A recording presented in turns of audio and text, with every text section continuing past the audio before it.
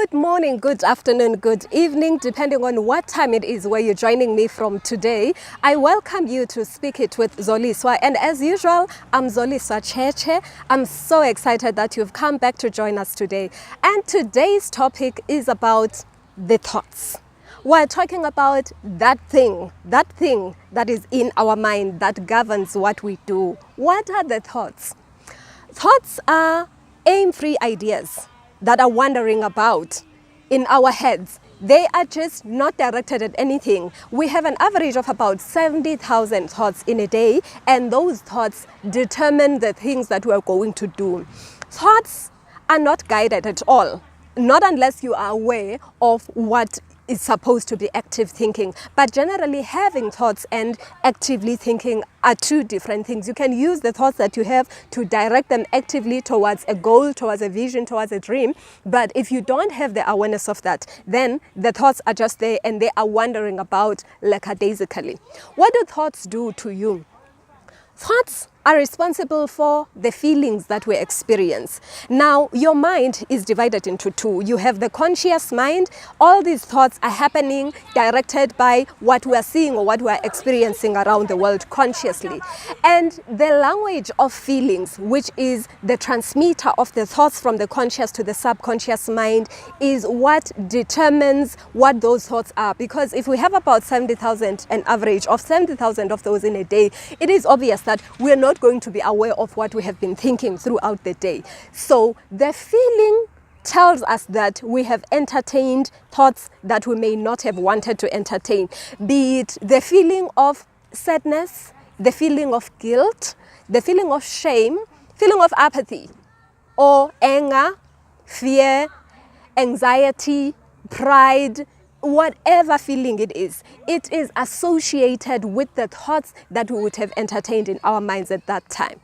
So if the thoughts are responsible for the feelings and you only come to know about what you were thinking about, depending on the feeling that you were experiencing, is there a way that we can redirect the thoughts by actively channeling them towards positive feelings?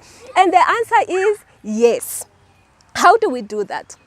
Becoming aware of the thoughts that you have in your mind is a first step towards using and eliciting positively the power that resides in you.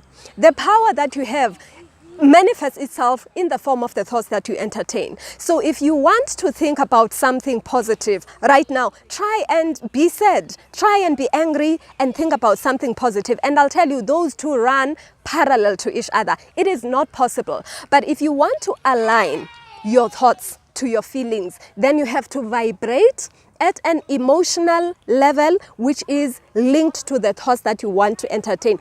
Emotional level, emotions are a collection of thoughts, rather a collection of feelings, and feelings come as a result of thoughts. So if you want to connect your thoughts to your feelings, it means that there has to be a certain vibration. A vibration at the wavelength of gratitude, for example, or a vibration at the wavelength of forgiveness is going to bring to you the entertainment of the thoughts that are aligned with forgiveness or gratitude. Now try and be grateful and angry at the same time, or try and be forgiving and sad at the same time. It's very difficult for those two to come together because they are in different vibrations altogether. When we talk about frequencies of vibration, imagine you have Channel 403 in front of you, for example. You are listening to the news. I hope 403 is the news channel, I'm not sure. And you then watch this channel and decide that you don't want to watch Channel 403 anymore. You want to go to Channel 404 or 405 or whatever it is. I'm hoping that it's still a news channel. If you switch over to Channel 404, it doesn't mean that Channel 403 is no longer playing. It simply means that your attention is in line with the new vibrational frequency, with the Channel 404. Whatever is playing at 403 is no longer affecting you. You are being affected by the channel that you are watching. So that is how the vibrational frequencies of emotion work. It means that it's more like creating a paradigm shift. It means that you were focusing and giving attention to this. And now you are no longer giving attention to this. You have replaced or substituted what you are giving attention to by introducing something new, a new model that is going to render the old model obsolete. So when you no longer want to be a victim of the circumstances that come to you as a result of vibrating at lower levels or entertaining thoughts that are going to be defeating and unserving to you, you watch and listen to your feelings. Your feelings will tell you that you are not in the right tune. You are not in the right wavelength for that which you want to serve you. You are not in the right wavelength for expressing the authentic you, because the authentic you is always going to be positive in nature when you become aware of who you are supposed to be.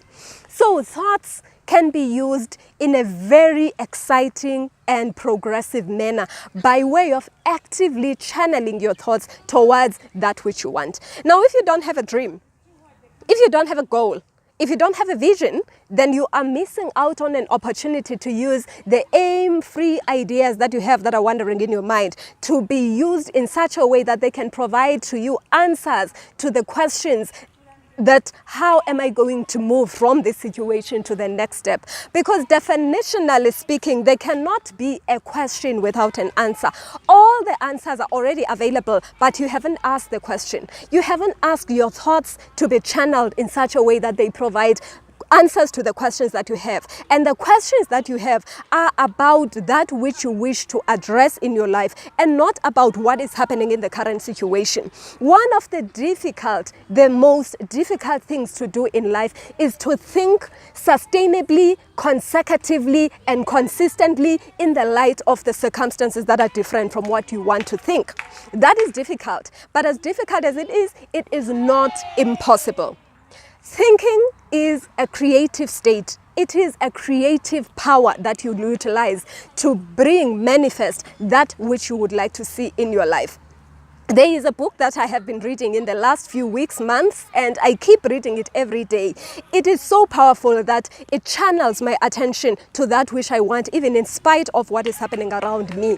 It says, it has a paragraph, or rather an extract that says that there is a thinking stuff from which all things are made, which in its original state permeates, penetrates, and fills the interspaces of the universe. A thought in this substance will cause the things that are imaged by the thought. Man or humans can form things in his thought, and by impressing his thought upon formless substance can cause the thing he thinks about to be created. Let us use the thoughts. Let us use the opportunity of having these aim-free ideas, which are called thoughts, that are wandering about in our minds fruitfully, wisely, progressively, so that we can achieve and gain those things that we are looking for in our lives. It's all in the palm of your hand, and all that you need to do is to take steps and take action in the direction of your dream. I trust that you have benefited from today's topic. I always love hearing from you. As you know, please remember to leave your comments at the bottom here so that I know that we are together, you are with me, and a whole lot of other people can benefit from this. As usual, I'm Zoliswa. Until we meet again in the next video, keep building your dream.